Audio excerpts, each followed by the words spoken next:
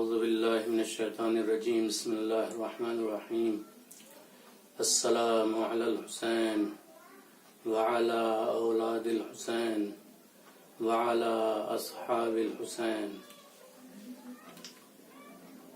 سلسلہ دروس کا آغاز کیا جا رہا ہے جس کا عنوان ہے عزاداری اور ہماری ذمہ داریاں۔ اس سلسلے کی سب سے پہلی قسط آپ حضرات کے سامنے پیش کی جا رہی ہے کہ عزاداری اور ہماری ذمہ داریاں، یعنی یہ جو ہم عزاداری مناتے ہیں امام حسین علیہ السلام کی عزاداری، اس کے متعلق ہماری کیا ذمہ داریاں ہیں، ہم کس طرح عزاداری منا رہے ہیں اور کس طرح منانا چاہیے، کیا کیا چینجز آنے چاہیے، اس میں کیا چینجنگ ہونی چاہیے، کیا تبدیلیاں ہونی چاہیے، ان سب چیزوں پر توجہ دینا نہایت ضروری ہے۔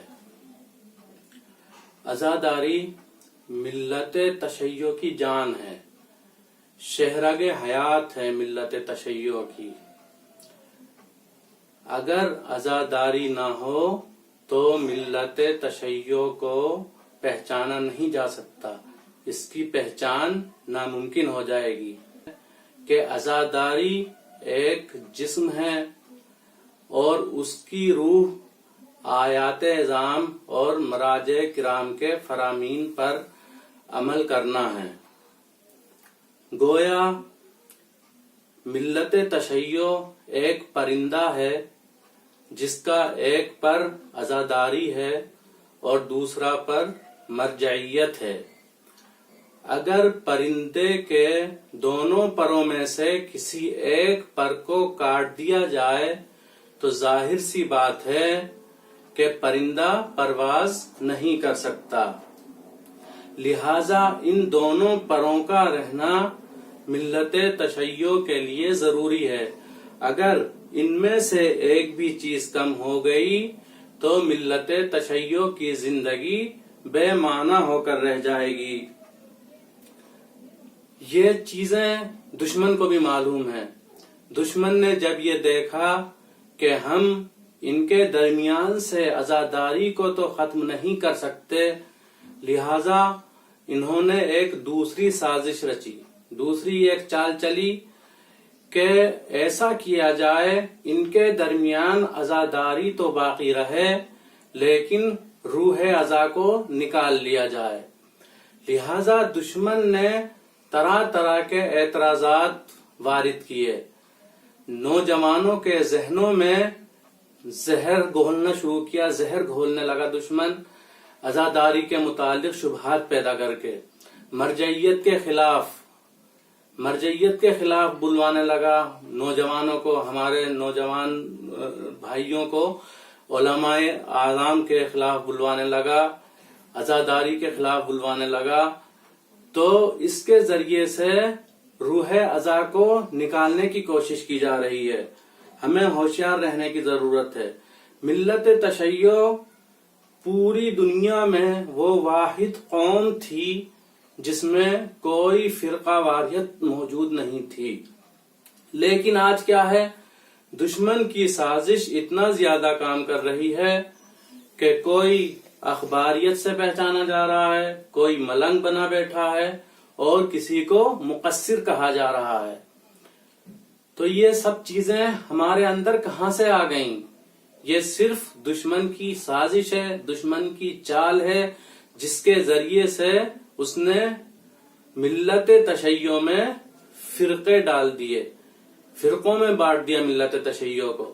ہمیں دشمن کی سازشوں کو ناکام بنانا ہے۔ شیطان جب بھی آتا ہے وہ مقدس بھیس میں آتا ہے، یعنی مقدسات کا سہارا لے کر ہی شیطان بہکانے کے لیے آتا ہے، رخنہ ڈالتا ہے، عزاداری میں رخنہ ڈالنے کی کوشش کرتا ہے۔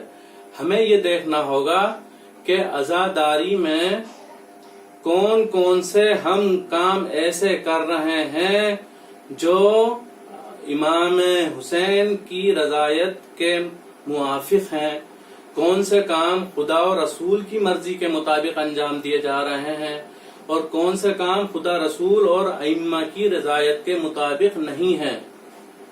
اگر ہماری عزاداری میں ایسے کام انجام دیے جائیں، ایسی چیزیں موجود ہوں کہ ہم یہ سمجھ لیں کہ یہ چیزیں ہماری من پسند ہیں، یہ خدا کو راضی کرنے والی چیزیں نہیں ہیں، خدا و رسول اس چیز سے راضی نہیں ہوں گے، ہمارے ائمہ ان چیزوں سے راضی نہیں ہوں گے، تو یاد رکھیے کہ یہ عزاداری ہماری قابل قبول نہیں ہے، کیونکہ قابل قبول عزاداری صرف وہی ہوگی جو خدا و رسول اور ائمہ اہل بیت علیہم السلام کے مرضی کے مطابق ہوگی۔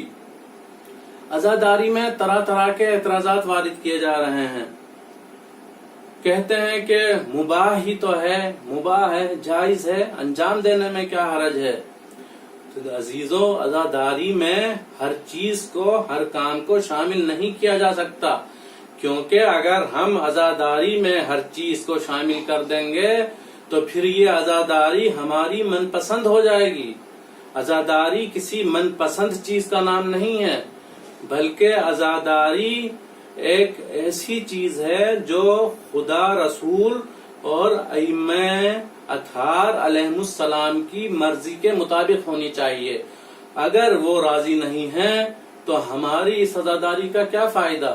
ہماری عزاداری کا کچھ فائدہ ہی نہیں ہوگا۔ ہماری عزاداری کا مقصد یہی ہے کہ ہم خدا، رسول اور اہل بیت اطہار علیہم السلام کو راضی و خوشنود کریں۔ جب ہماری عزاداری خدا، رسول اور ائمہ اطہار علیہم السلام کی مرضی کے تحت قرار پائے گی، اس وقت ہم کہہ سکیں گے کہ ہم حقیقی عزادار ہیں اور ہم امام حسین علیہ السلام کی عزاداری کر رہے ہیں۔ وآخر دعوانا ان الحمد للہ رب العالمین۔